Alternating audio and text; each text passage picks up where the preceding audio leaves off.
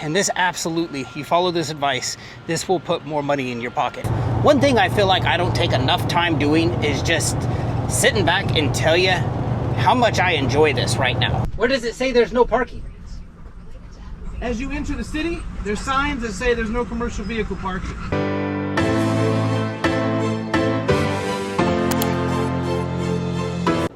Man, new trend with Amazon.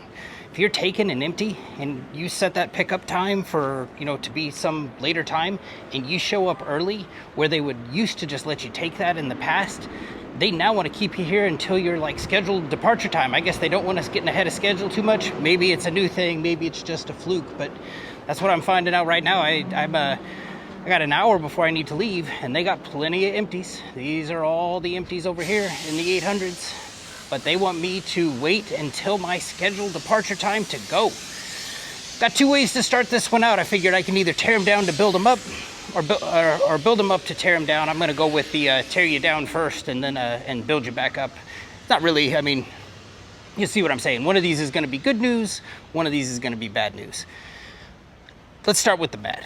I hear from a lot of people who tell me they're like, hey, or not a lot. I mean, over the years, I've heard from a few people who are like, hey, I started running Amazon loads because of your videos, or, they were unsure of how to do it, and they saw my videos and they're like, I want to do it. And so I would ask those people, I would say, okay, fantastic, you're running for Amazon, or maybe you're planning on running for Amazon. Here's what I want you to consider. I want you to have this mindset, or, maybe give you some mental toughness here or something like that. But what I would try to prepare you to do would be, how are you going to feel? How are you going to act when you do everything right for a load? You use the app, you're on time, you nailed the load. The load is completely done. How are you going to feel when Amazon hits you with something that's fake? You didn't use the app, you weren't on time, you didn't take your selfie at the right spot like that. And you're like, oh, there's this guy I follow online. He told me about screenshots. I've got the perfect screenshot to prove that I did everything right. And you do. And again, you shouldn't be having to do this in the first place, but you send that you send that picture off to Amazon, and you're like, here you go, Amazon. What you accuse me of doing, how would I have this screenshot if what you're accusing me is true? By virtue of the fact of me having this screenshot proves that I didn't do what you're accusing me of. Here's the mental toughness part. What are you gonna do when you submit that to Amazon and they say, we're not even gonna look at it? The mere fact that we're accusing you of this, that's what we're gonna go with. That's our final decision. And in turn, that decision lowers your grade, possibly makes you not eligible for loads, and you're just sitting there and you're like, but I did everything right.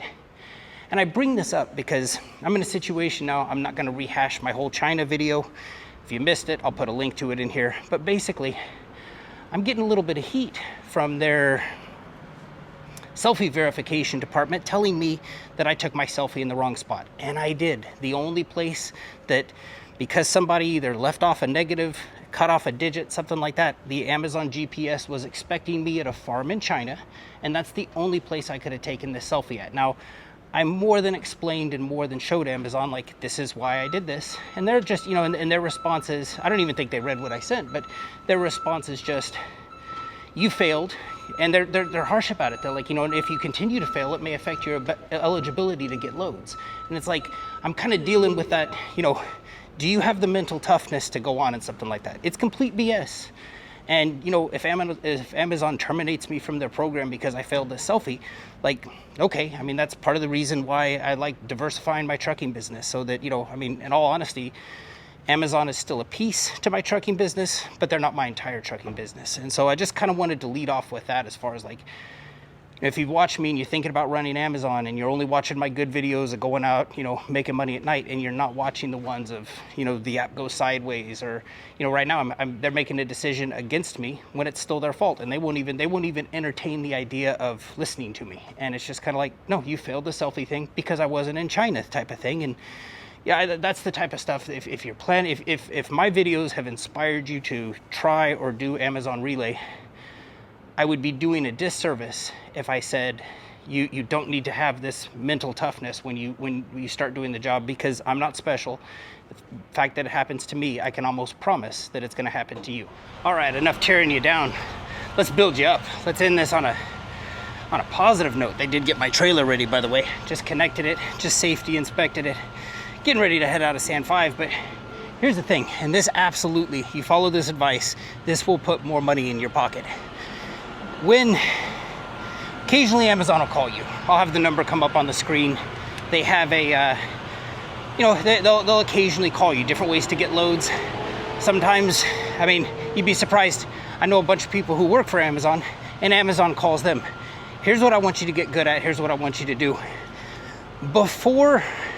When you answer that call, and there's going to be a little delay, it's going to tell you like, hey, this call is being recorded. Put the call on speaker and start using that time you need to be able to check two things. You want to check the load board and you want to check spot capacity. Because chances are they're calling you for some offer that they've sent out on spot capacity, and they're hoping that you don't know it's on spot capacity. I'll tell you what happened to me. I think it was last night, maybe the night before last. My days are running together. I'd already worked that day. I didn't have any hours of service left. Sitting on my couch, editing a video, and I noticed like I have that email come up. It shows on my phone. It says, oh, Amazon spot capacity. They're trying to send one from like San Diego to Ontario for $600. I was like, oh, okay. Well, I'm not working tonight. Who cares? Like 15, 20 minutes later, they send out spot capacity again. This time it's $650. Now I'm curious. I mean, I know I can't take it, but I'm curious. I go over to the load board and I try to find the same load, and there it is. It's on the load board for $350, but on spot capacity for $650. I then, about 20 minutes later, again, I'm just gathering information at this point. 20 minutes later, I get another email from them, gone up to $700. And I'm like, if I had hours of service left, I'd consider it, right? My phone rings. It's Amazon calling. And the brokerage ROC. And they're like, hey, we have a load. And I'm playing dumb. I'm just kind of like, I like to test things. I like to see, like, where are we at? And guy calls me up. He's like, yeah, and he's trying to sell me the same load. And I pretend like I'm totally dumb. I'm like, oh, really? It's going from San Diego? Well, what are you looking to send it for? And he goes, well, it's on the load board right now for $350, which is true. I want to give him, he did not lie to me in that instance. He's like, I mean, I could ask the manager if we could go to $375, maybe $400. And I pause and I'm like, okay, well, is $400 the best you can do? I'm acting like I'm interested. Is $400 the best you could do? And he's like, yeah, I'd have to get the manager's approval. And I pause for a little bit and I'm like, why did it just come out on spot capacity for $700? And I shut the up. Next person who talks loses, in my opinion. And I'm just quiet, and so is he. And he comes up back and he goes, I'm like, if it's on spot capacity for $7, I'd call you, ask for $8. And he's like, oh, and you might say, like, Todd, you shouldn't make videos about doing this. The thing is, I will get their load done. I will do it exactly what they want to do. But I also want them to know that, like, if you're going to call me, I'm not going to play around with the money. I mean, if you're going to, and that's what I'm trying to teach here is like, they have a load on the board for $700 and they're trying to sell it to me for $400. And I don't fault Amazon. Every broker, I think, would do the same thing. But my point here is, you get that call from Amazon, tell them, hang on for a minute.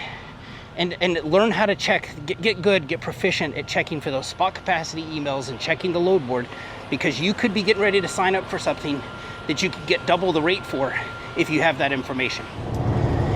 I get caught up in stuff sometimes too. I get too busy about like explaining things and telling you guys, how to make money and to watch out for this because it could affect your money and do this stuff. One thing I feel like I don't take enough time doing is just sitting back and tell you how much I enjoy this right now. Not saying trucking's easy. I don't want to come across there, but as far as like, different stuff I've done in my life for money, as far as what I'm doing right now, I just drove through Miramar. The Blue Angels are practicing. I mean, I got to see them fly around a bunch. I just finished a podcast. I'm driving down the road right now at 55 miles an hour, following this car hauler. Yes, we're in California. We have to go slow here. I can live with that. Guess what? I've got 2 hours to go 71 miles. I'm going to make it. But as I sit here in my shorts, my tennis shoes, my dog's sleeping right here. This cabin, this air conditioner goes up to 8. I've got it turned up to 4 right now because that's the exact temperature I want it to. And now that my biggest dilemma as I drive up here is, what do I want to listen to next? Should I do another podcast? Should I listen to music? Is there a book that I want to, like a book, one of those audiobook things? I mean, like, it's kind of like that Metallica song. I ask no one. But not in a cocky way, not in a, I'm here, I do it. It just, what I am doing right now is so enjoyable to me. I am the captain of this ship, and in a good way, I ask no one. Simple little ride up here. It's different doing this during the daytime, wearing sunglasses. I'm used to just these roads being wide open at night and hit a little bit of traffic. It's all right. They asked me to put this at dock door 316. I gotta open up the doors so they can get into it. Kind of difficult to do with one hand. Let's see. There we go. One is latched. You'd be surprised how many people leave trailers with their doors shut at Amazon sites, I think because they tell us to not open the dock doors. So it's just like, open the trailer doors. But I'm gonna set this little camera up. You can watch me back. I'm gonna put this in 316.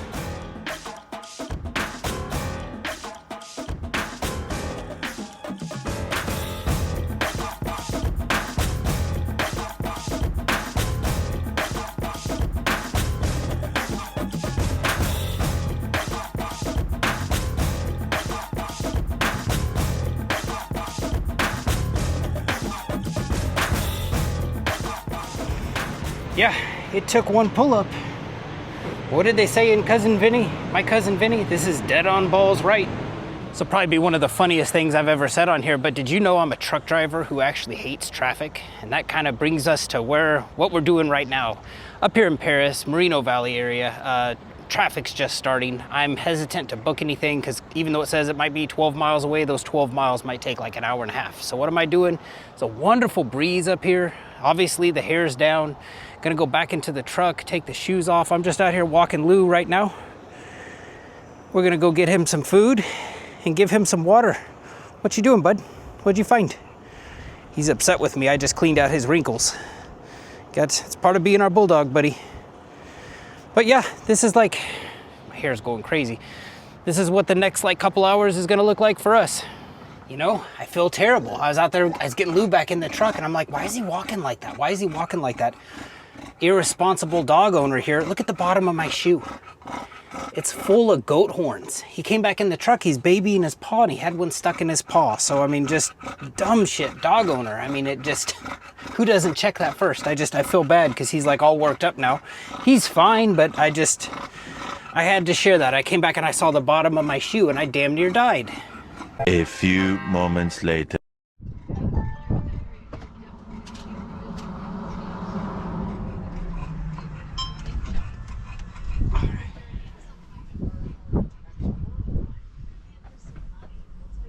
Where does it say there's no parking?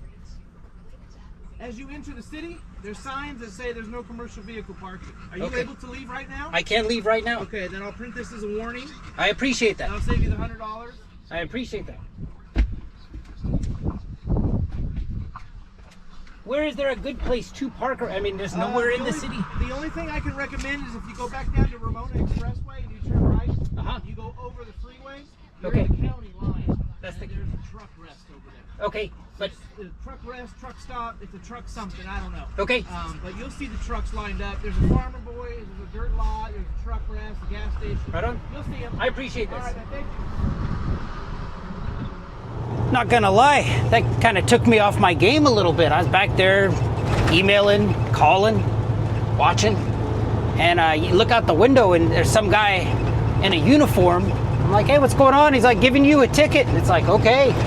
I thought I was for sure getting a ticket. And the crazy thing about it, and I'm grateful. I think it's a terrible rule, but I'm grateful he gave me a pass on it, warning. But I did not know, and make fun of me all you want, I did not know that we need to be looking for no parking signs as we enter a city. A city like Perris, if you're not familiar, look it up on Google. Perris, Moreno Valley, there is a ton of industry there, a ton. And the fact that they want us to like come there and then there's no place to park because there's a sign that says welcome to Perris, it's kind of like, okay, I learned something new every day. I thought I was being diligent and taking a truck route to where I found. I mean, I search out properties that it's like, okay, it looks like I can park there, there's no sign, and there's something my dog, there's room for my dog to walk around. And I'm not littering. I pick up after my dog. I'm not, I'm a responsible trucker. But yeah, it was crazy. I mean, I got there taking a truck route. I avoided I know you can't go on Ramona Express. I know you can't go on Perris Boulevard. I took a truck route the whole way there, and I thought I was being diligent, and obviously I wasn't. So kind of knocked me off of my game. I was in this mode of like, let's find another load. Let's find another load. Finally, I was just like, you know what? The worst traffic this time of day is coming north, not going south. And so like, you know what? Let's just go home. I mean, if something's going on in San Diego, I may do it. But I mean, yeah, that kind of threw me off my game a little bit. I can't even lie. But I'm going to wrap this one up here. Heading back home. If the traffic is like this the whole way home, I should be home in like an hour. So that's good. But as always, appreciate you taking the trip with me. Hope this video serves you well. Take care.